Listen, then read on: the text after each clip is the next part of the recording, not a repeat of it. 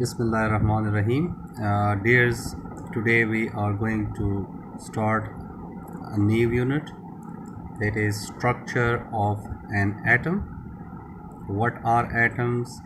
How do they look like? And what exactly their structure is? These will be the part of this video. So let's start. Structure of an atom. आपका unit 4 जो है वो है structure के बारे में। इसको start करते हैं। Have you ever observe things around you? अपने अपने सराउंडिंग में चीज़ों का मुशाहिदा किया है जो आपके इर्द गिर्द मौजूद चीज़ें मौजूद हैं। For example, the food you eat, खुराक जो आप खाते हैं। द वाटर यू ड्रिंक, पानी जो आप पीते हो। And even the air you breathe, और हवा जो आप इनहेल करते हैं, जो सांस लेते हैं। Everything around us is made up of tiny particles called atoms. हमारे सराउंडिंग में या हमारे अपना वजूद जो है वो टाइनी चीज़ों से बनी हुई हैं, बहुत ही छोटी चीज़ों की बनी हुई होती हैं, जिनको कहते हैं एटम्स। एटम्स क्या है? किसी भी मैटर का सबसे छोटा हिस्सा जो है वो एटम कहलाता है। Atoms are the building blocks of all matter. Atoms क्या है? ये बिल्ड करते हैं, ये बनाते हैं, ये वो ब्लॉक्स हैं जिससे मैटर बनता है। मैटर क्या होता है? Everything which occupies space and have weight is called matter. हर वो चीज़ जो जगह रखती है, जो जगह घेरती है और उसका कुछ वज़न होता है, उसको क्या कहते हैं? उसको मैटर कहते हैं। तो जितने भी चीज़ें हम ऑब्ज़र्व करते हैं, हवा है, हमारा अपना जिस्म है, हमारे सराउंडिंग में जो चीज़ें मौजूद हैं, इन सब को जो हम देखते हैं तो ये सब क्या है? ये है मैटर। और मैटर किस तरह से बनता है? मैटर्स बनता है एटम से, जो कि टाइनी पार्टिकल्स है, बहुत ही छोटे छोटे ज़र्रों का बना होता है। N atom is the smallest unit of an element that retains all the chemical properties of the element. Atom किसी भी एलिमेंट का, एक दूसरा वर्ड आया है एलिमेंट। एलिमेंट हर वो चीज़ एलिमेंट है जिसमें जितनी भी एटम्स का वो बना होता है, जितनी भी ज़र्रों का वो बना होता है, वो सारे ज़र्रे एक तरह के होते हैं। यानी अगर हम गोल्ड को चेक करें, गोल्ड को देख लें, तो गोल्ड अगर 10 ग्राम है और 10 ग्राम गोल्ड में 10 खरब एटम्स मौजूद हों, तो वो 10 खरब एटम्स जो हैं वो गोल्ड ही की तरह जो है वो बिहेवियर उसका होता है। यानी उनकी वही खूबियाँ होती हैं, वो उतना ही कीमती है वो एटम जितना कि गोल्ड का वो पूरे का पूरा 10 ग्राम है, क्योंकि वो पूरा 10 ग्राम जो है वो इन 10 अरब छोटे छोटे ज़र्रों यानी एटम्स का बना हुआ है। As shown in the figure, जैसे कि आपको सामने ये फिगर में नज़र आ रहा है 4.1, स्ट्रक्चर ऑफ हीलियम एटम। इसमें आपको नज़र आ रहा है हीलियम एटम का। हीलियम एक गैस है, इसको नोबल गैस भी बोलते हैं। इसमें इसके स्ट्रक्चर को बुक में जो है वो दिखाया गया है, आप इसके समझें। और एक एटम जो है, एक एटम यानी अगर हम अभी 10 ग्राम सोने की बात कर रहे थे, गोल्ड की बात कर रहे थे, तो उस 10 ग्राम सोने में अगर 10 अरब या खरब एटम्स हैं, तो वो हर एक एटम जो है वो इस तरह का होता है जो को आपको फिगर इसमें नज़र आ रहा है। As shown in the figure, an atom consist of 2 parts. जैसे कि फिगर में आपको नज़र आ रहा है कि एटम के जो है वो क्या होते हैं? एटम के 2 हिस्से होते हैं। इन दो हिस्सों को एटम के जो है वो क्या क्या नाम कहते हैं, इनके नाम क्या हैं और ये करते क्या हैं, और एटम जो है वो इस तरह से क्यों दिखाई देता है। रदरफोर्ड एक साइंटिस्ट था। रदरफोर्ड ने एक एक्सपेरिमेंट किया था और उसने इस तरह का स्ट्रक्चर जो है वो एटम का दुनिया के सामने पेश किया था, जो कि अभी तक एक्सेप्टेड है और चल रहा है। आपके बुक में भी इसी वजह से ये मौजूद है कि एटम जो है अगर देखें तो हमारे सोलर सिस्टम की तरह एटम जो है वो जैसे सूरज जो है वो सेंटर में है और सूरज से जो है वो इर्द गिर्द प्लैनेट जो है वो सराउंडिंग में घूम रहे होते हैं। तो इसी तरह से इसका एटम को भी जो है वो प्लानिटरी सिस्टम या प्लानिटरी मॉडल बोलते हैं। इसका ये जो सेंटर है, जो सूरज की तरह जो आपको इसका सेंटर नज़र आ रहा है, हमारे सोलर सिस्टम का सेंटर जो है वो सूरज है और एटम का जो सेंटर है वो इसका न्यूक्लियस है। न्यूक्लियस में आप देखें तो इसको हम इनलार्ज कर देते हैं। इसमें ये पॉजिटिव चार्ज के जो है आपको पॉजिटिव चार्ज नज़र आ रहे हैं जो ऑरेंज कलर के हैं और ग्रीन कलर के आपको जो है ये डॉट्स नज़र आ रहे हैं। ये जो हिस्सा है एटम का इसको न्यूक्लियस बोलते हैं। जो पॉजिटिव चार्ज हैं इसमें जो ऑरेंज कलर है ये इस पार्टिकल के मज़ीद छोटे छोटे पार्टिकल्स हैं, यानी जो सबसे छोटा पार्टिकल है मैटर का वो मज़ीद जब छोटा होता जाता है तो इसको हम कहते हैं कि ये प्रोटॉन है जो न्यूक्लियस में मौजूद होता है और इस पर प्लस चार्ज को ज़ाहिर कर रहा है कि इस पर पॉजिटिव चार्ज होता है। और जो ग्रीन कलर में आपको नज़र आ रहा है इस पे आप देखें कोई चार्ज नहीं है, तो जिस पर कोई चार्ज नहीं होता उसको हम न्यूट्रल कहते हैं और वो किसी भी चार्ज को रिप्रेजेंट नहीं कर रहा है। ओके, इसके साथ जो है प्रोटॉन्स और न्यूट्रॉन्स जो है वो न्यूक्लियस का हिस्सा हैं, यानी ये दो छोटे पार्टिकल्स जो एटम्स से भी छोटे होते हैं। एटम्स मैटर का सबसे छोटा पार्टिकल है और प्रोटॉन्स, न्यूट्रॉन्स और इलेक्ट्रॉन्स जो आपको फिगर में नज़र आ रहे हैं वो क्या हैं, वो इस एटम के छोटे छोटे हिस्से हैं। ठीक है, अब जो है the first is the nucleus. First इसका क्या है, न्यूक्लियस है। Contains positively charge particles called protons. इसमें पॉजिटिवली चार्ज यानी पॉजिटिव चार्ज के हामिल ज़र्रे मौजूद होते हैं जिसको प्रोटॉन्स बोलते हैं। एंड न्यूट्रॉन्स, जैसे नाम से ज़ाहिर है neutrons, which are neutral or uncharged particles, जो कि न्यूट्रल्स हैं या इस पर कोई चार्ज मौजूद नहीं होता। अच्छा, इसके साथ है the second part of the atom is an a cloud of electrons.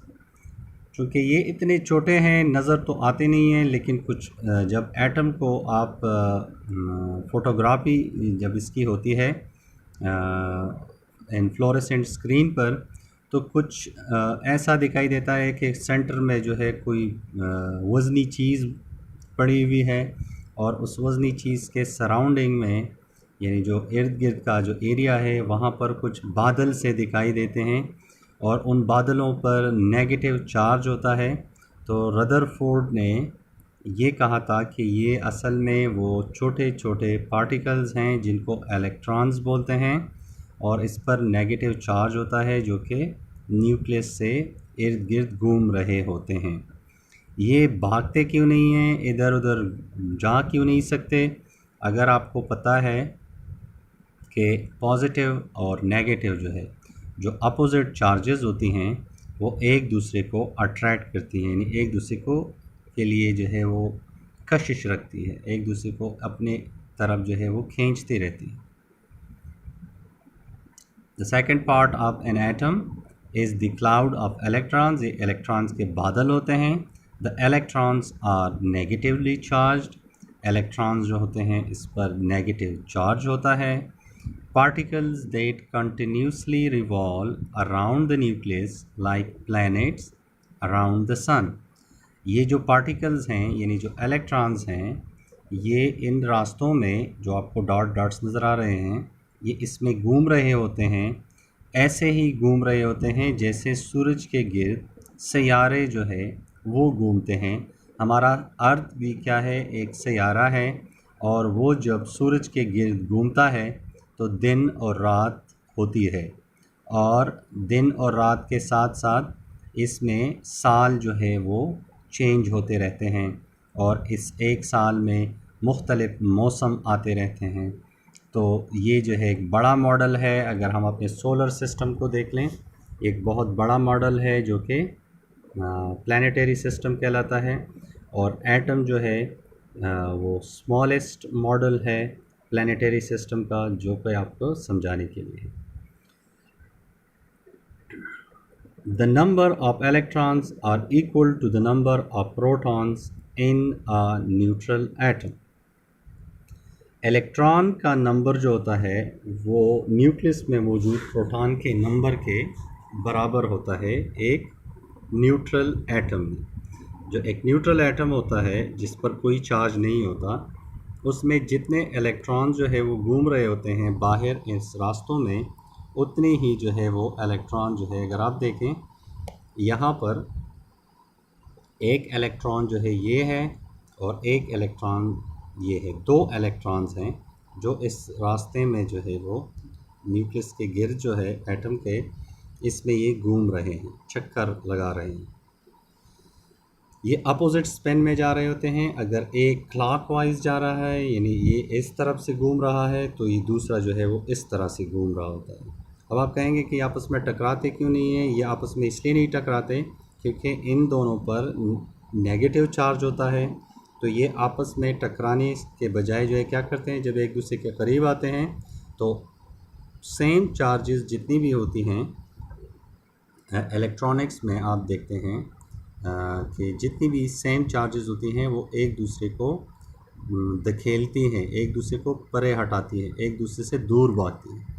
तो इलेक्ट्रॉन्स पर जो है वो नेगेटिव चार्ज होता है, इसीलिए वो आपस में टकराते नहीं हैं और इस रास्ते में ये अपोजिट स्पिन में जा रहे होते हैं। अच्छा, ये इलेक्ट्रॉन्स हैं, दो इलेक्ट्रॉन्स हुए। बात क्या थी कि जितने न्यूट्रल एटम्स में जितने इलेक्ट्रॉन्स होते हैं उतनी ही उसके न्यूक्लियस में प्रोटॉन्स होते हैं। तो ये दो इलेक्ट्रॉन्स हैं जो नेगेटिव चार्ज रखते हैं, और इन दो नेगेटिव चार्ज को ये दो पॉजिटिव चार्ज जो न्यूक्लियस में आपको नज़र आ रहे हैं, ये पॉजिटिव है और ये पॉजिटिव है, ये दोनों पॉजिटिव हैं। तो दो पॉजिटिव और दो नेगेटिव एक दूसरे को कैंसिल कर लेते हैं और इसका नेट चार्ज जो है वो ज़ीरो आ जाता है, यानी इस पर चार्ज नहीं होता। हीलियम गैस जो है ये गुब्बारों में भरा जाता है। अगर ये किसी का जो है वो कोई इसको इनहेल करें, यानी आप हीलियम गैस जो है वो गुब्बारे से निकालें और आप इसको इनहेल करेंगे तो आपकी जो आवाज़ है वो पतली हो जाएगी। इस तरह की आवाज़ जो है वो यानी जिस तरह से फ़ीमेल की आवाज़ होती है उसकी तरह जो है आप साउंड करेंगे, आपकी आवाज़ जो है वो वैसे ही जो है वो सुनाई देगी, या उससे भी जो है वो ज़्यादा पतली हो जाएगी। लड़कियों की आवाज़ से भी ज़्यादा पतली हो जाती है आवाज़। ये इसका जो है ये पीरियोडिक टेबल है। ये हम फिर नेक्स्ट कभी इंशाल्लाह डिस्कस करेंगे पीरियोडिक टेबल के बारे में। अब हम सिर्फ ये स्ट्रक्चर ऑफ एटम के बारे में जो है वो डिस्कस कर रहे हैं कि एटम जो है वो किस तरह का होता है। एटम्स के दो हिस्से होते हैं, एक जो है सेंटर पार्ट होता है जिसमें प्रोटॉन्स और न्यूट्रॉन्स होते हैं, और इसके गिर्द जो है एक बादल से बने होते हैं। वो बादल जो हैं वो असल में क्या है कि इलेक्ट्रॉन्स इतने स्पीड के साथ घूम रहे होते हैं कि वो एक बादल से बनाई हुई दिखाई देते हैं। डॉट जो आपको नज़र आ रहे हैं ये शेल कहलाता है। इसको इस रास्ते को शेल बोलते हैं, या एनर्जी लेवल बोलते हैं, या फिर ऑर्बिटल बोलते हैं। ठीक है,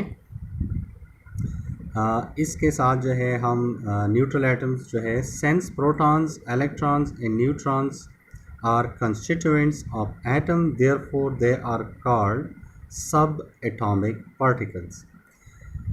क्योंकि इलेक्ट्रॉन्स, प्रोटॉन्स और न्यूट्रॉन जो है ये मिलकर एटम्स को बनाते हैं, इसीलिए हम इसको क्या बोलते हैं, इसका नाम है सब एटॉमिक पार्टिकल्स। इसका दूसरा नाम होता है फंडामेंटल पार्टिकल्स। इसका दूसरा नाम क्या है? Fundamental particles.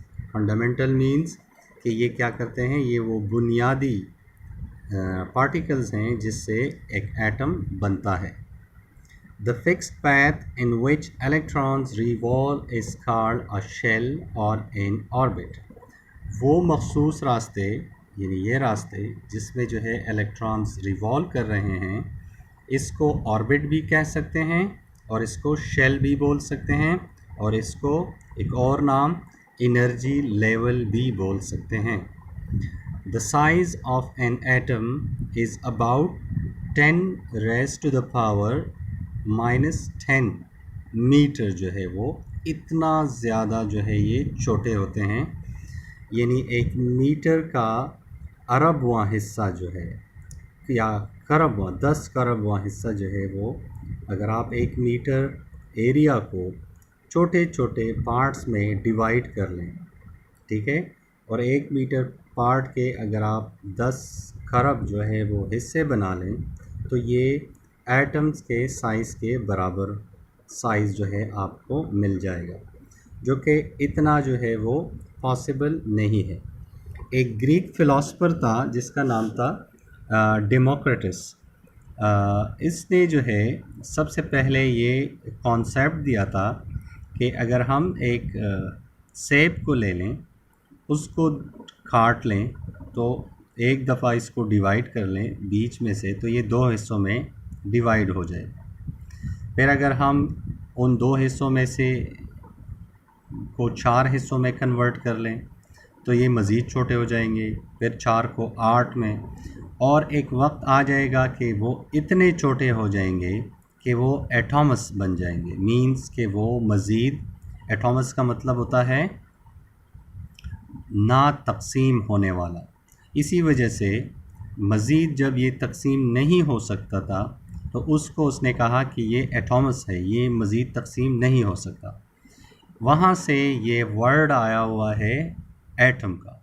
अंग्रेज़ों ने इस वर्ड को कॉपी किया और इसको एटम बना दिया, और एटम के अब वही मीनिंग है जी डेमोक्रिटस ने बहुत अरसा पहले, जब साइंस ने इतनी तरक्की नहीं की थी, तब जो है दुनिया को ये वर्ड इंट्रोड्यूस करवाया था डेमोक्रिटस ने। तो ये जो है एक्सट्रीमली स्मॉल है, बहुत ज़्यादा छोटे होते हैं।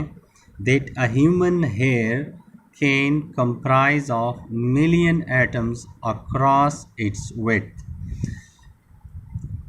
कि हम अगर इंसानी बाल को रख दें तो इसकी जो चौड़ाई है, इंसानी बाल की क्या चौड़ाई होगी, बहुत थिन होते हैं बाल, लेकिन अगर हम इस चौड़ाई में जो कि इतने बारीक बाल में इसकी चौड़ाई पर जो है वो हम एटम्स को रखना शुरू करें तो इसकी चौड़ाई को पूरा करने के लिए हमें मिलियन एटम्स जो है वो दरकार होंगे, यानी 10 लाख एटम हमें चाहिए होंगे उस चौड़ाई को पुर करने के लिए। अब इस बात से अंदाज़ा लगा लें, बाल जब एक बाल जो है वो हमें ख़ुद मुश्किल से नज़र आता है नेकेड आई से, तो अगर हम इसको इस पर जो है इसकी चौड़ाई के बराबर जगह पर हम एटम्स को रखना चाहें तो हमें 10 लाख एटम्स चाहिए होंगे उस एरिया को पुर करने के लिए। या हम यूँ कह सकते हैं कि जो सुई है उसकी जो टिप होती है वो कितनी बारीक होती है, उस पर 10 लाख एटम्स जो है वो आ सकते हैं, समा सकते हैं। ये साइंस स्टेटमेंट जो है वो दिया हुआ है, the electric current which is running in wire. जो करंट है जो हम घरों में बिजली इस्तेमाल करते हैं, जो वायर्स में जो है वो जा रही होती है, तारों में जो जा रही होती है, basically the continuous movement of electron. ये क्या होते हैं? इलेक्ट्रॉन्स होते हैं, यानी एटम्स के वो हिस्से होते हैं जो इसके आउटर शेल में जा रहे होते हैं। अगर आप देखें इस डायग्राम में तो ये उस वायर के जो है वो एटम्स होते हैं और ये इस डायरेक्शन में जा रहे हैं। यहाँ से इलेक्ट्रॉन इस एटम के पास आते हैं, यहाँ से इस एटम के पास, इस एटम के पास और इस एटम के पास। ये एटम्स एक दूसरे को ये इलेक्ट्रॉन्स देते हैं और इसी इलेक्ट्रॉन्स के देने से या एक तरफ मूव करने को हम कहते हैं कि ये क्या है, ये इलेक्ट्रिक करंट है या इलेक्ट्रिसिटी है। तो इलेक्ट्रिसिटी में हमारे जो इलेक्ट्रॉन्स काम आते हैं वो हम डेली इस्तेमाल में जो है उनसे वाकिफ़ हैं, लेकिन इस एटम का जो स्ट्रक्चर है या इलेक्ट्रॉन जो है वो एटम्स के किस हिस्से में होते हैं, इसका जानना बहुत ज़रूरी था कि हमें एटम्स के बुनियादी जो साख्त है, किस तरीके से ये बने हुए होते हैं और कैसे ये काम करते हैं, इसके क्या नुकसानात हैं। अगर हम किसी चीज़ को जानते हैं तो फिर हम उसको अच्छी तरह से अपने इस्तेमाल में ला सकते हैं। जैसे कि हम डिफरेंट इलेक्ट्रॉनिक डिवाइसेस में इसको यूज़ करते हैं। कहीं इलेक्ट्रॉन्स अगर ज़्यादा हो गए और वहाँ पर जो डिवाइस हम यूज़ कर रहे हैं वहाँ पर इलेक्ट्रॉन्स कम चाहिए हों, तो वो इलेक्ट्रिक डिवाइस जो है वो फ्यूज़ हो सकता है, वो जल सकता है। इसीलिए हमें इसका नॉलेज होना बहुत ज़रूरी है। डियर्स, आज का जो हमारा ये टॉपिक था वो किस चीज़ के बारे में था? वो था स्ट्रक्चर ऑफ एटम के बारे में, यानी एटम्स किस तरह से जो है वो दिखाई देते हैं। एटम्स का स्ट्रक्चर प्लानिटरी है, यानी जैसे प्लैनेट सन के जो है वो सराउंडिंग में घूम रहे होते हैं। इसी तरह से एटम का जो सेंटर होता है वो न्यूक्लियस कहलाता है, जो सामने डायग्राम में आपको नज़र आ रहा है। और इसमें दो पार्टिकल्स होते हैं जिसको प्रोटॉन्स और न्यूट्रॉन्स कहते हैं। इसके सराउंडिंग में नेगेटिव चार्ज का एक और पार्टिकल होता है जो बहुत ज़्यादा स्पीड के साथ जो है वो घूम रहा होता है, और उस स्पीड की वजह से जो है वो हमें बादल से जो है वो एटम के न्यूक्लियस के ऊपर नीचे जो है वो दिखाई देते हैं, जिसको इलेक्ट्रॉन क्लाउड कहते हैं। इस पर नेगेटिव चार्ज होता है। पॉजिटिव और नेगेटिव चार्ज एक दूसरे को अट्रैक्ट करते हैं, लेकिन ये बहुत ज़्यादा स्पीड में होने की वजह से इलेक्ट्रॉन न्यूक्लियस पर गिरते नहीं हैं और ये घूम रहे होते हैं। इलेक्ट्रॉन जितने बाहर होते हैं इन रास्तों में, उतने ही एटम के न्यूक्लियस में मौजूद प्रोटॉन होते हैं। तो ऐसे एटम को हम न्यूट्रल एटम कहते हैं। कुछ एटम्स ऐसे होते हैं जिसमें प्रोटॉन्स और इलेक्ट्रॉन्स का नंबर एक जैसा नहीं होता, तो वो एटम्स बड़े शरारती होते हैं, बड़े मस्ती करते हैं, और उन एटम्स के साथ मस्ती करना फिर हमें बहुत महंगा पड़ जाता है। बहुत सारे हादसात जो है वो हो जाते हैं, लोग जो है वो इससे मर जाते हैं, बॉम्ब्स जो है वो पड़ जाते हैं वग़ैरह वग़ैरह। तो इसी वजह से एटम्स को डील करते वक्त इसके बारे में जानना बहुत ज़रूरी है। अदरवाइज़ हम अपने आप को और अपने प्यारों को नुकसान पहुंचा सकते हैं अगर हम एहतियात से इसको डील ना करें। तो होप दिस मेक सेंस। इंशाल्लाह नेक्स्ट वीडियो में हम इसका 4.2 जो टॉपिक होगा एटम स्ट्रक्चर के बारे में, वो हम डिस्कस करेंगे। अल्लाह हाफ़िज़, टेक केयर।